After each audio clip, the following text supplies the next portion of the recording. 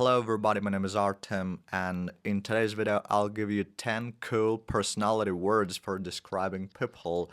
And each of these words represents some certain personality traits that you may have seen in people but couldn't describe before.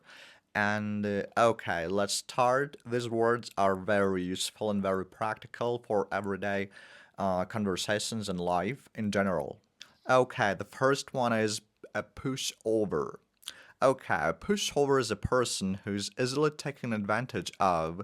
These people barely can say no when you're asking something from them, even if they don't have real free time or if it disturbs their schedule. For example, imagine a situation you work in the same office with your friend, anyways, with your colleague, with your coworker, and this coworker tries to ask you for something like, "Can I finish my work because I really need to go home and take care of my kids?" And pushover knows that he also has a lot of plans, a lot of things to do. Simply because a pushover cannot reject and say no, they are doomed to be convenient for others, even if it contradicts or disturbs their own schedule. Pushovers are people who may seem very kind, compassionate, and generous, but at the same time, they have this psychological deep need for validation and approval of others. Therefore, they simply cannot say no, even when the situation requires rejection. Okay, let's move on to the next one, and the next one is a womanizer. A womanizer is a person, it's a man, who likes spending time with different women, oftentimes simultaneously, not focusing on one special woman, but spending time with all of them. They rarely commit to a stable and lasting relationship with one woman, and therefore they're spending all their time with different ones. They are often judged by other women for their instability and inconsistency. They may crave for companionship, attention, or simply proximity without something stable or serious. Such a personality trait is often considered as something not to learn from and judged by the society. Example, a girl, do you know I met a very gorgeous, handsome guy last week? Oh, I'm so happy for you, my girl. Can you show me his profile on Facebook? For sure, why not? Oh, girl, be careful because this man is a womanizer. I had a very bad experience with him last year, and I dare you not to give him your heart fully. Okay. Oh, okay, got you. I'll be really careful. Thank you, sister. Okay, let's move on. And our third one is a coward. A coward is a person, man or a woman, it doesn't matter, who's considered to be really timid and scared by anything that can happen to him. A coward can easily get scared by something easy simply because it's kind of a little bit scary and they can get frightened. This word is the opposite to the word bravery, courageous person, or strong. Oh, let's imagine a situation. You're walking around the streets and suddenly you see a very gorgeous, beautiful girl. You're a man and you want to approach her, but you hesitate. And your friend is observing your behaviors and how you're being so nervous. And finally, you give up and did not do what you wanted to do to approach her. And your friend is telling you, "Oh my god, Jim, you're such a coward." If you continue being so scared by everything and checking out at the first sign of a challenge, you're gonna stay alone for the rest of your life. Don't be such a coward.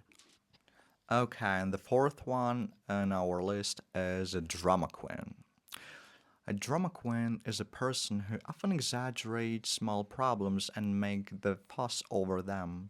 So, for example, imagine a situation. A girl is gonna go to the party and hang out with her friends, and along the way, on her way to the party, the hair on her head suddenly sticks out and it looks like a small inconvenience for her. So therefore, she thinks, oh my god, it's a tragedy. I'm gonna look really like an embarrassment. What am I gonna do in this situation? What am I supposed to do? Oh, I need to come back home. I have to come back home and fix my hair. Really? Yeah, because if anyone says that, I'm gonna be embarrassed. And really on time, her inner voice gently tells her, don't be scared, my girl, don't be afraid. It is a small problem, but you're so beautiful. Oh my god, yes, you're right, my gut feeling. I'm just such a drama queen, but the problem is so small. It's not worth worrying about this. My comfort and peace of mind is more important than this small inconvenience. Okay, number five. And the number five is a control freak. Okay, a control freak is a person who likes controlling everything.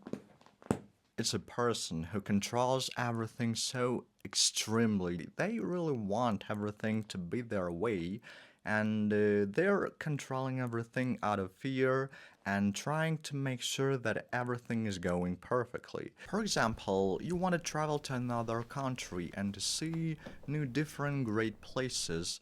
And while preparing and getting ready for the trip, you are getting dressed and putting all the items, everything needed to your bag, to your baggage. And you can check multiple times. For example, 10 times whether you took your passport with you while knowing already that it's already in your pocket. Of course, I'm exaggerating, not 10 times, but like multiple times. Or a very great representation of this situation is the mother that controls his 20 years old son, 30 years old son. She wants to feel in charge all the time. Oh, did you pay your bills? Oh, have you cleaned your room? Oh my god, what's going on with your life? I want to know everything about this and where you messed up. I'm your mother. I need to be in charge of everything. I'm worrying about you. Okay, number six is a jerk. This word represents a person who's annoying, often silly, stupid, and behaves like really foolishly. These people often try to show off and they seek attention and they try to be in the spotlight as much as possible. They behave in an obviously annoying and irritating way. Let's say you're sitting in the company of your friends, you're hanging out with your friends, and there is a person in your company that you haven't known before. You're not acquainted with this person, so you're communicating, and suddenly while you're talking, this person interrupts you and start saying some subtle digs, giving you some backhanded compliments, and simply trying to making fun of you. And you feel that it's kind of negative. This is you're the joke in the room this moment because and you need to get out of this. And it just gets so pissed off, and you lose your temper and yell at him. Who's that jerk? What is he doing here? I don't know him. Why even invited him? He's interrupting me, making fun of me. Do you really think, guy, that this is the normal, appropriate behavior here? Okay, number seven. Number seven, and this is the word a hoarder. A hoarder. A hoarder is such a very interesting type of a person. Have you ever seen people who keep so many things in their room and literally collect them? Old newspaper or old candy wrappers or even some garbage. Yeah, sounds crazy, but a hoarder keeps things out of fear. They are afraid of losing something because letting go of something and throwing something away feels like the disaster. Oh my god, I'll be so vulnerable and not in safety. They consider that each item is very important and could be useful. They may collect old books that they don't read, old fashioned archaic clothes, or simply something so useless. Or, for example, empty used soda cans. Here's the real difference between hoarder or a person who collects things out of passion. A hoarder may collect more useless things and they do this out of fear, out of anxiety, while passionate people who collect coins, fashionable or trendy clothes, old books, they collect really meaningful and rare things. They do this because it's something that fills their lives with more curiosity and excitement. Okay, number eight is a people person. Oh my god, I love being a people person and interacting with this whole world. I love that I'm a people person and I can communicate with people from different countries since I know right now English. A people person is a person who loves being around people. They're usually very kind and they communicate in a very friendly way. So if you have in your circle a people person, value these guys because they often help others and they cannot live without communication. When they need an honest and good, sincere conversation, they can always provide you with this. And the number nine is the slacker. Okay, who's the slacker? We even have this kind of a phrasal verb, slack off. Okay, the slacker is the person who doesn't work hard enough. They avoid responsibilities on a regular basis. You know, their service feels like it was done in 1 minute after starting, and their work is often delivered in a very sloppy and kind of lazy way. They avoid responsibilities, or, for example, imagine a boss who's giving his employee a task. You gotta do this, you gotta do that. And in the end of the day, a slacker did just 30% of the task simply because he was absorbed in his phone most of the times while doing his kind of work. And it culminated in a bad result, and this employee even got fired in the end. So slackers prefer to stay lazy, not work, and simply relax. When we're slacking off, it means the quality of our work is decreased due to some reasons, as for example our laziness, procrastination, or like yeah. Okay, and the last one, the 10th, is a squeamish person. It is not usually something that we say like directly, oh my god, like this is a squeamish person.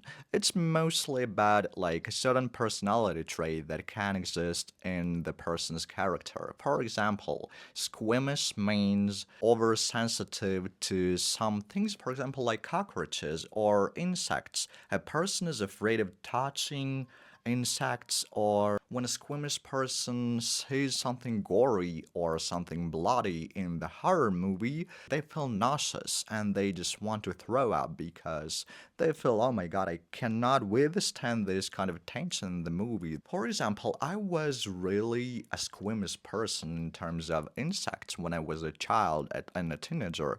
I was really frightened by cockroaches, especially the huge ones, where a lot of people simply can't be in the same room with mouses or with spiders, right? So I simply guess everybody is really squeamish, and including me. And even now, huge ants still give me the chill.